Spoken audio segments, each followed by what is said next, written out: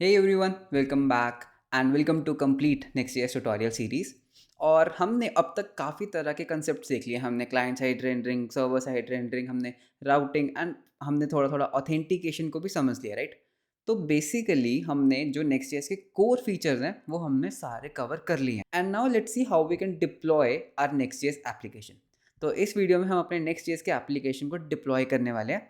And मैं तुम्हें बताऊंगा कि नेक्स्ट जेएस को डिप्लॉय करने के बेसिकली दो तरीके हैं। एक तो होता है नॉर्मल वे, जैसे हम बाकी के रिएक्ट ऐप्स को या फिर नेक्स्ट ऐप को डिप्लॉय कर सकते हैं। और एक होता है प्रेफर्ड वे, जिसमें आपको नेक्स्ट जेएस ऐप को डिप्लॉय करना चाहिए। तो देखते हैं कैसे हम अपने नेक्स्ट जेएस ऐप को डिप्लॉय कर सकते हैं। तो ये हमारा एक नेक्स्ट जेएस ऐप है जो हम इस पूरे ट्यूटोरियल सीरीज में फॉलो करते आए हैं, जिसमें हमारे पास कुछ पेजेस हैं, राइट। तो इसको डिप्लॉय करना है। तो सबसे पहले डिप्लॉय करने के लिए तुम्हें इस ऐप को बिल्ड करना होगा, राइट। मतलब हम पहले नॉर्मल वाला तरीका देख रहे हैं जो प्रेफर्ड नहीं है यूजुअली।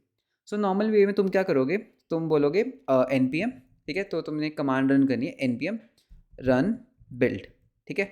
बस ये कमांड रन करनी है एंड क्या होगा, तुम्हारा जो एप्लीकेशन है वो बिल्ड होना स्टार्ट हो जाएगा। तो ये एप्लीकेशन बेसिकली क्या करेगा, तुम्हारे लिए स्टैटिक पेजेस बनाएगा। जितने भी तुमने गेट स्टैटिक प्रॉप्स किए हैं, गेट सर्वर साइड प्रॉप्स किए हैं, तो वो सब तुम्हारे लिए बना के तुम्हारे इस नेक्स्ट फोल्डर में रख देगा, राइट। तो as you can see that तुम्हारा एक नेक्स्ट फोल्डर बन चुका है। Now what you can do, you can go ahead, use this next folder and deploy your application on a server। ठीक है, बहुत बढ़िया। But there is one way, जो प्रेफर्ड वे है वो कैसे है, वो होता है हमें हमेशा हमारे नेक्स्ट एप्लीकेशन को वर्सेल पे डिप्लॉय करना चाहिए। ठीक है, क्यों?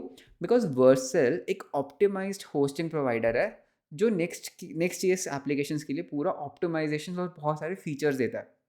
फॉर एग्जाम्पल, जैसे तुम्हारे पास यहाँ पर एक एपीआई सपोर्ट है, करेक्ट। ये एपीआई सपोर्ट तभी चलेगी अगर तुम इस एप्लीकेशन को वर्सल पे डिप्लॉय करोगे। और आई कैन से, जैसे तुम्हारे पास गेट सर्वर साइड प्रॉप्स नाम का एक वो होता है, राइट, हुक होता है, एक फंक्शन होता है। ये गेट सर्वर साइड प्रॉप्स भी तभी काम करेंगे अगर तुम अपने एप्लीकेशन को वर्सल पे डिप्लॉय करोगे। अगर तुम कोई थर्ड पार्टी होस्टिंग सर्विस लोगे ना, लेट्स से कोई AWS वगैरह, तो ये चीज़ें काम नहीं करेंगी। So yes, it's a necessary to deploy your Next JS application on a Vercel app. ठीक है, तो देखते हैं हम वर्सेल पे कैसे डिप्लॉय कर सकते हैं। तो वर्सेल पे डिप्लॉय करने के लिए सबसे पहले तुम्हें एक रिपॉजिटरी बनानी पड़ेगी तुम्हारे गिटहब पर। ठीक है, तो सबसे पहले एक रेपो बनाते हैं। सो आई से न्यू रिपॉजिटरी एंड लेट्स से इसको हम नाम देते हैं नेक्स्ट जेएस सैम्पल ऐप। ठीक है, तो मैं एक रिपॉजिटरी बना रहा हूँ which is public, next JS sample app, और इसको मैं करूँगा क्रिएट रिपॉजिटरी।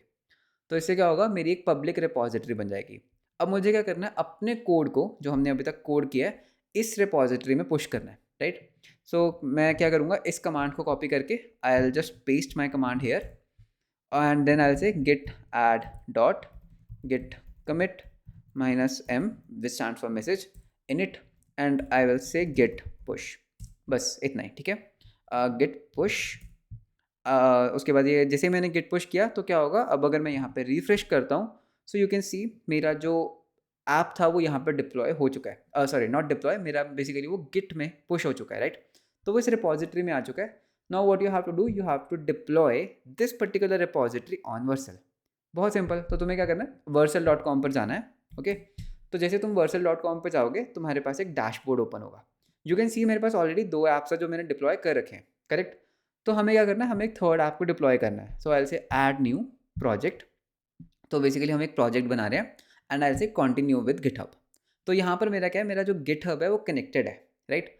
सो मुझे क्या करना है, यू कैन सी जैसे हमने जो अभी एक रिपॉजिटरी बनाई थी नेक्स्ट ये सैम्पल ऐप, वो मुझे यहाँ पे शो हो जाएगी बिकॉज मेरा गिटहब जो अकाउंट है वो कनेक्टेड है, राइट। सो आई से इम्पोर्ट। तो जैसे मैं इस इम्पोर्ट पे क्लिक करूँगा तो ये अपने आप ऑटोमेटिकली डिटेक्ट कर लेगा दैट ओके तुम नेक्स्ट जेएस यूज़ कर रहे हो फ्रेमवर्क, ठीक है, ये तुम्हारे प्रोजेक्ट का नेम होगा एंड बाकी सब कुछ एज इट इज़ रहने देते हैं एंड लेट्स से डिप्लॉय। तो हम जैसे ही डिप्लॉय बटन पे क्लिक करेंगे तो मेरा जो नेक्स्ट जेएस का एप्लीकेशन है वो डिप्लॉय होना स्टार्ट हो जाएगा। तो ये वर्सेल क्या करेगा, मेरे ऐप को पहले बिल्ड करेगा, फिर वो उसको डिप्लॉय करेगा और फिर मुझे एक डोमेन बना के दे देगा .versal.app, जिस पे मैं अपने ऐप को देख सकता हूँ। So let's wait for the deployment. Now as you can see मेरा जो ऐप है वो डिप्लॉय हो चुका है, right. Here is a congratulations message for us. अब इसमें क्या है, तुम अपना डोमेन वगैरह ऐड कर सकते हो, ठीक है। तो लेट्स कंटिन्यू टू डैशबोर्ड। तो ये मेरे प्रोजेक्ट का डैशबोर्ड है, ओके। तो इसको एक एक करके समझते हैं। सबसे पहले उसने मुझे एक डोमेन दिया बनाकर, I can open this domain. तो ये जो डोमेन है इसके ऊपर उसने मेरा ऐप डिप्लॉय कर दिया। ये एक रैंडम डोमेन दे देता है, like you can C I can से स्लैश यूजर्स, ठीक है। तो स्लैश यूजर से क्या होगा, आई थिंक हमने क्लाइंट साइड रेंडरिंग की थी यूजर्स की। सो मेरे क्लाइंट पे यूजर्स हुए, हमारे पास एक राउट था स्टैटिक स्लैश यूजर्स, जिसमें हमारा एक स्टैटिक पेज था and this should be fast. तो ये हमारा स्टैटिक पेज था। एंड सिमिलरली हमने एक सर्वर साइड रेंडरिंग भी की थी, जिसमें हमारा पेज सर्वर से रेंडर होकर हमारे यूजर्स दिखाता है। बहुत बढ़िया। एंड उसके बाद और देखते हैं यहाँ पर क्या, ये मुझे दिखा रहा है कि मैं किस ब्रांच पे हूँ, मतलब मेरी गिट की कौन सी ब्रांच है जो यहाँ पर डिप्लॉय हो चुकी है। And then you have functions, ठीक है। तो ये फंक्शंस क्या होते हैं, हमने हमारे एपीआई फोल्डर में जो भी हम बनाते हैं, हमारे एपीआईज बनाते हैं, हमने एक नेक्स्ट ऑथ एपीआई बनाया था हमने hello.js, जो हमें बाय डिफॉल्ट मिलता है, तो वो हमारे इस फंक्शंस में आके डिप्लॉय होते हैं। तो पेजेस के अंदर जो एपीआई फोल्डर है उसके अंदर हम जो भी सर्वर साइड प्रोग्रामिंग करते हैं उसके लॉग्स हमें यहाँ पर दिखेंगे।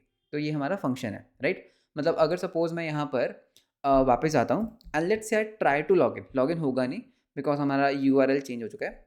सो you can see there is some error, और वो एरर मुझे यहाँ दिखेगा बिकॉज हमारा जो सर्वर है उसके लॉग्स हमें यहाँ पर दिखते हैं। And just in case you are wondering कि हमारी ऑथेंटिकेशन क्यों नहीं चल रही, अगर तुम्हें याद होगा जब हमने हमारा ऐप बनाया था गिटहब में, तो हमने वहाँ पर एक डोमेन दिया था लोकल होस्ट 3000, लेकिन अब हमारा ऐप इस पर्टिकुलर डोमेन पे चल रहा है, so we need to configure this URL, ठीक है। तो ये एक एरर है, तो इसको यू कैन रिजॉल्व इजीली।